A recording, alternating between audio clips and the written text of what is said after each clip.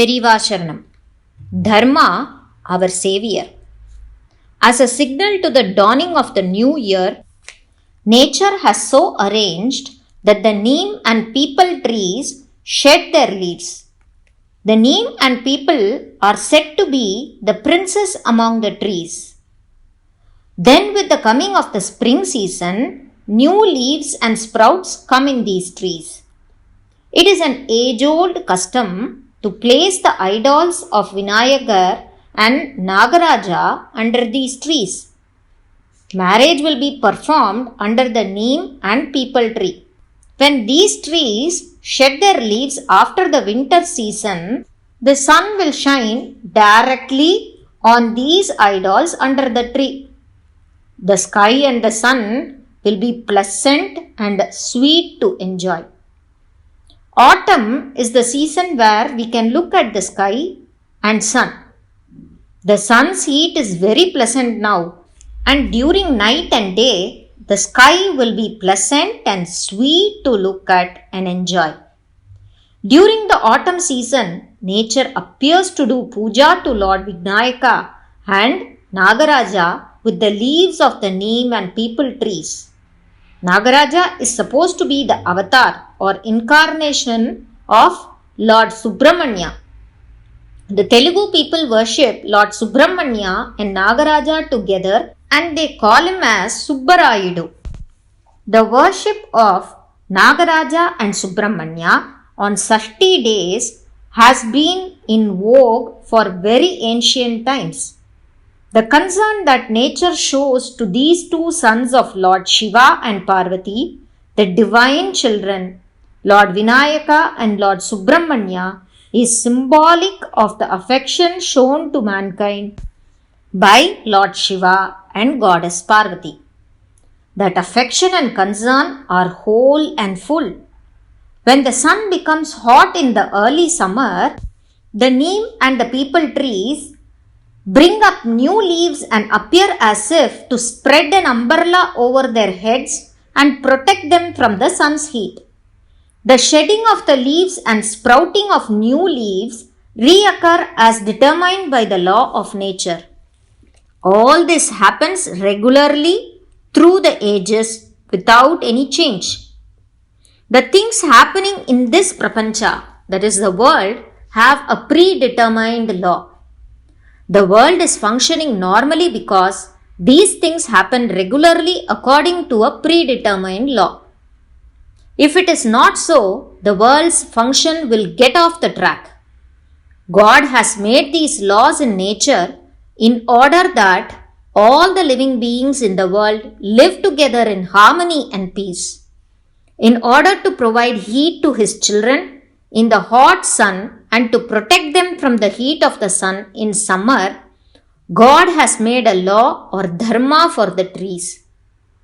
Should we not be worthy of getting the concern and love of Lord Parameshwara and Goddess Parvati? What laws apply to the trees and plants are applicable to human beings also. Only when we follow the law or dharma set by God, we will deserve the love and concern of the God. The laws which are set for observance by human beings are called as dharma.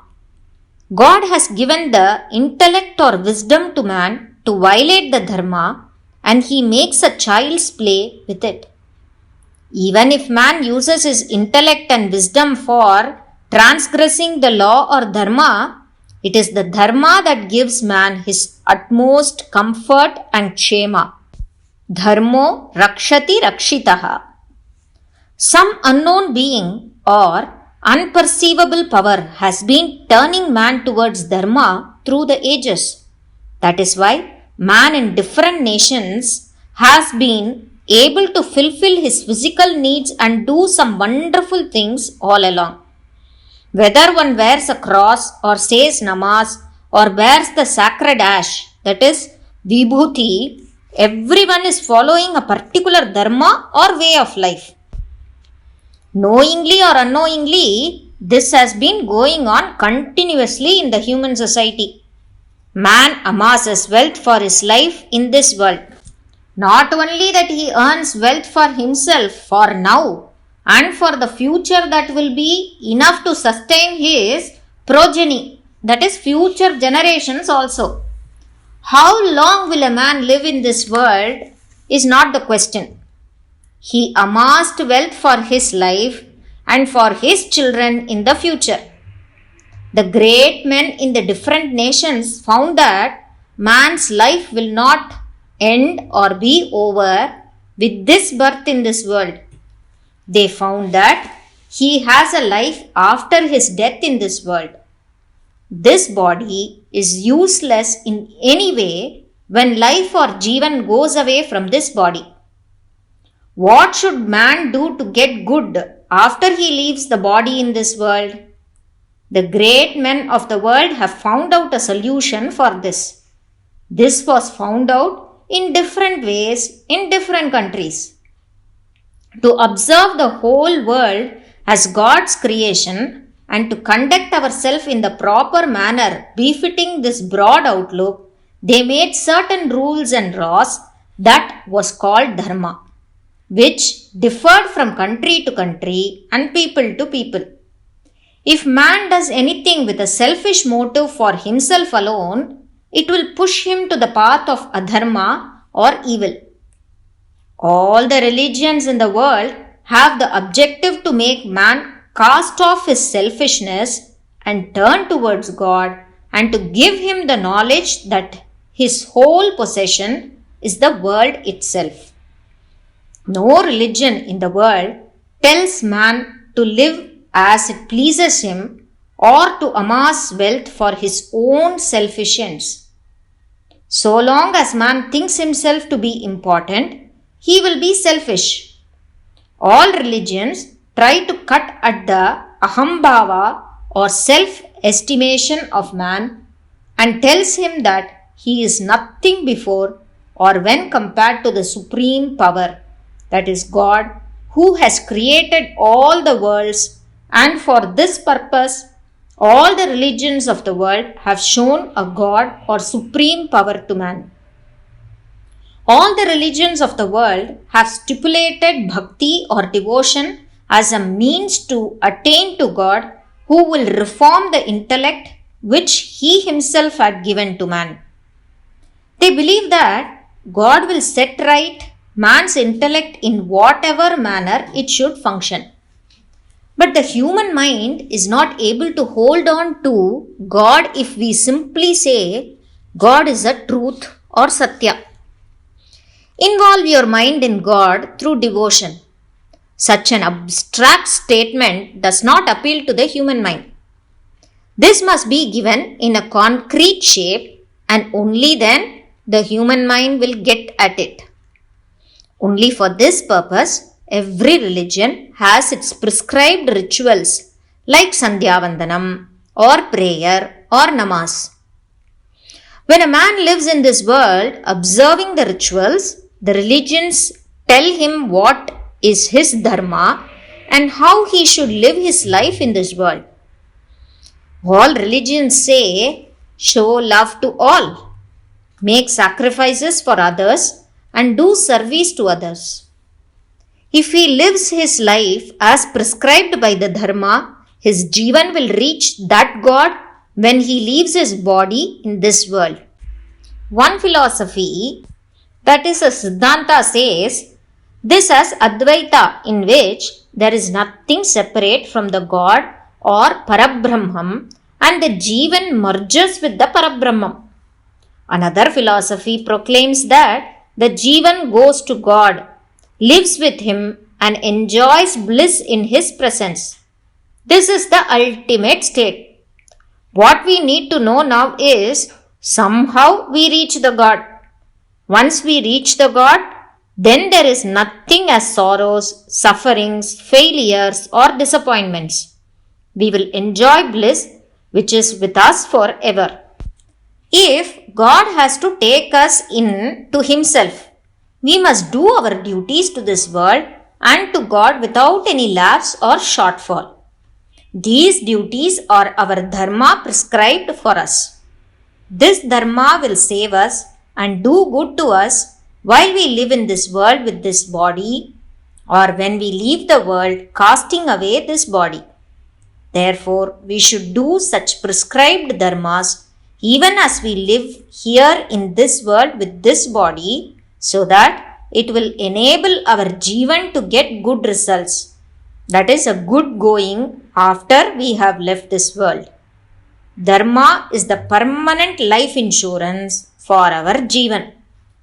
Dharma is the afterlife insurance which will bring good to us even after our exit from this world.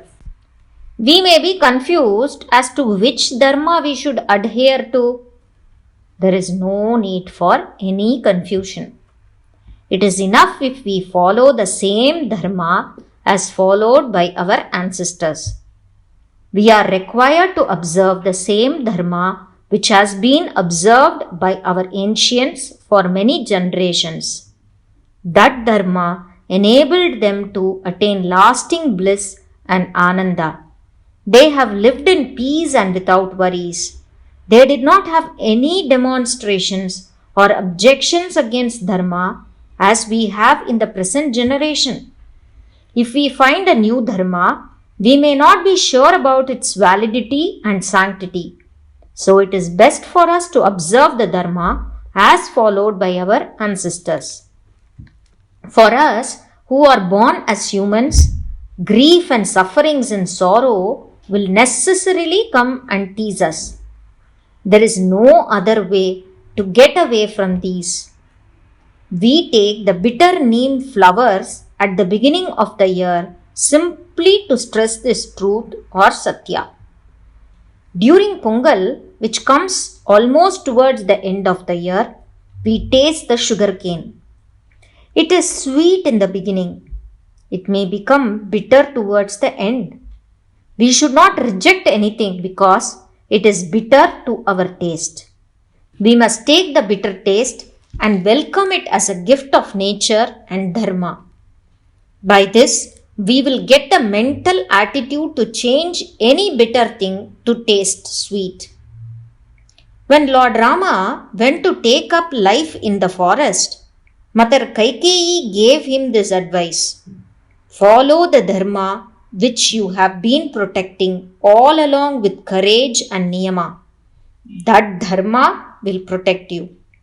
Mother Kausalya sent dharma as the guardian to Rama in his Vanavasa. The same dharma got victory to Rama ultimately. If a man follows dharma with steadfastness, even animals will come to his help. If a man discards his dharma and takes to adharma, even his own brother becomes an enemy. This is the lesson given by the Ramayana. The animals, Vanaras, monkeys helped Sri Rama. But Ravana was deserted by Vibhishana, who was his own brother. Dharma alone saves our head, and dharma alone is our savior. Ravana with 10 heads got defeated, whereas Rama was crowned with victory and became Vijayaraghava. It is because Rama's dharma protected him. The dharmas which were prescribed by the ancestors became the different religions. We shall follow and adhere to our dharma without any fear and attain to a state, eternal bliss or Shashwata Ananda. Periyava Sharanam.